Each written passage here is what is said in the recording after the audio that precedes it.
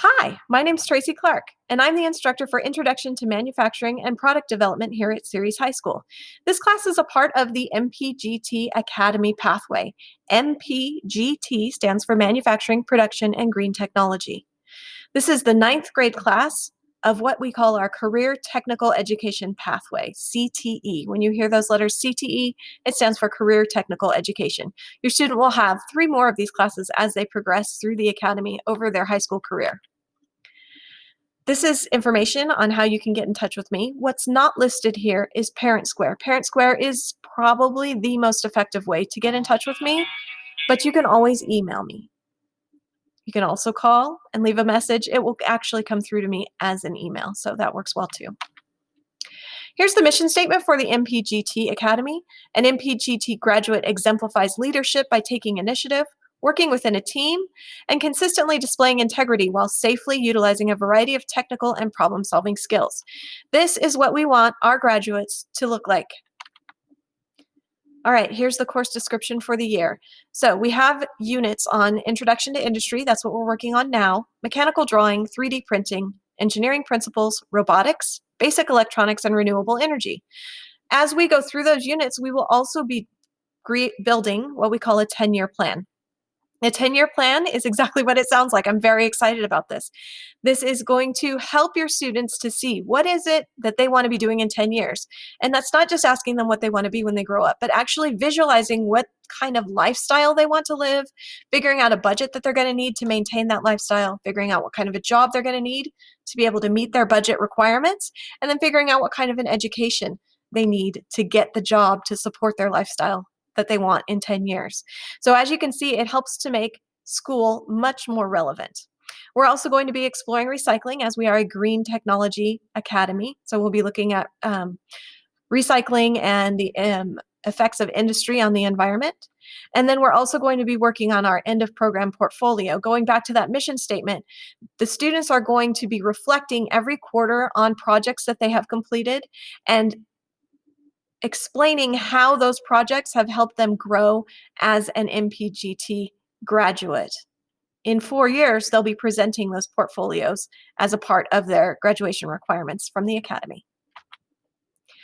These are our basic classroom rules. They're pretty, I think, normalized. Be ready to work, follow instructions and directions the first time, respect yourselves and others, the instructor, and the academy at all times. So be prepared, be responsible, be respectful are the 3 tenets of the Bulldog Way that we have here at Ceres High School. I have added the part number 4 about using first and last names for all Zoom sessions. This is what I'm doing to help make sure that our Zooms are secure. I use a waiting room. I allow students in one at a time. I only allow in students who have their first and last name on their Zoom session because I don't want to allow strangers into our classroom. I want it to be a safe space. So really all of these rules are about safety. Responsible and safe behavior is expected of all students, especially in this class because it is a shop class. So we want to make sure that we're using all of our learning time appropriately, that we're storing and using tools appropriately, that we are conducting ourselves with respect for our team members, equipment, and instructor, and that students are all mindful to the instructions and precautions given in class. Here's the grading breakdown. Daily assignments, that's maybe things that we do every day, things like ed puzzles, article annotations, notes, quizzes, things like that. Then we have projects and presentations. This is a project and presentation-based class, so it's most of the grade, it's 63%. The third part of the grade is professional conduct, and that is 12% of the grade. We are training students to understand that the way that they conduct themselves in the workplace is different than the way they conduct themselves on the playground or at the park. And so as part of that, this professional conduct portion of their grade is important. And you can see down at the bottom, I'm just using the basic district alpha scale for grades, A's, B's, C's, D's, and F's straight across, no pluses or minuses. I will be assigning work to the students using Google Classroom, and that's for distance learning as well as in class. I will always have something on Google Classroom and assignments so that they know what to do. Google Classroom will help them out by keeping track of due dates. It'll even put it on their calendar for them, so it's a really useful tool. While we're doing distance learning, I will be pushing out a weekly agenda to help students know what they should be working on each day. Most assignments will be collected using Google Classroom, particularly during distance learning, less so while we're in class because projects are going to be collected in person. But things that I might not be collecting on Google Classroom during distance learning would be Flipgrid videos, Edpuzzles, and Tinkercad, because students will be sharing links with me or submitting directly to those websites, and they will know how to do that. I will show them. I usually walk them through it, and I also usually post a video on how to do it in case they forget. Here's a little note about professional conduct. That's that last part of the grade. No food or drink in class.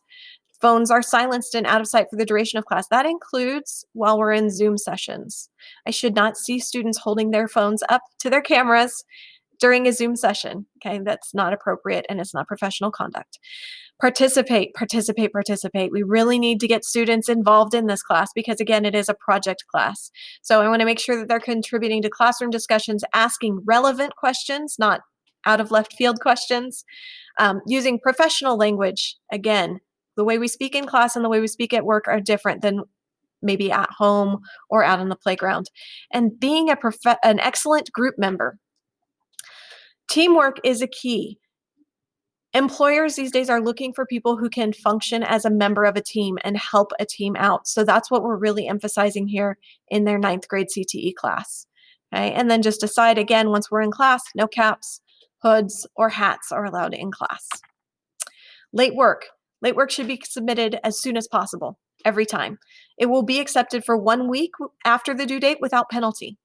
Okay, after the 1 week is passed, the maximum score will be 70% of the original points. And if they don't turn in their late work before we finish our unit, then it becomes it's not submissible any longer. Our units are generally 2 weeks, 3 weeks, 4 weeks in length, so they should have plenty of time to turn in their late work. If there's any reason they know ahead of time that they're not going to be able to meet that deadline, then they should talk to me about that and we can make arrangements. If a student's absent, it's their responsibility to turn in the work that they missed and to get the work that they missed. This is going to be pretty easy on distance learning because they'll have their weekly agenda and they will have classroom to look at. In class, it would be done before or after class. And I just wanted to make a note, attendance to Zooms is so important because it's where we really work through the information that they've gone out and learned about or gathered outside of class. So in class is where we're trying to build connections.